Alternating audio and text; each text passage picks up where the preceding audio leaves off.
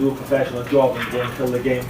And the second one is done, that's it normally, but for whatever reason, we came out in the second half for 5 or 10 minutes, it was alright, and then we just sat back a bit, invited them on, and you know, they've got good enough players to create something on our day when we're at our best.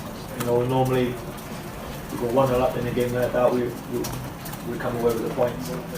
But we looked indecisive offensively, individually, for large parts of the second half. And you know, in the last 20 minutes, or the last 15 or 20 minutes, when we were trying to push, the game became open. We had some good opportunities offensively, and we just lacked that final touch, or finding a little bit of composure. So both ends really.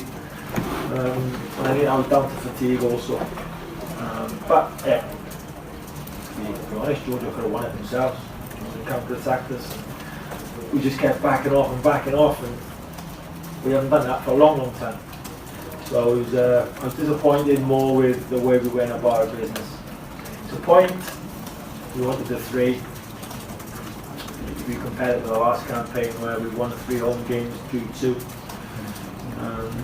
We've won 1 and drawn 1, and the one we've drawn is the one really that we should have taken 3 points. You're looking to take 3 points, so we're disappointed that we've only got 1 point, and we'd be disappointed as well with how we dealt with certain parts of our game.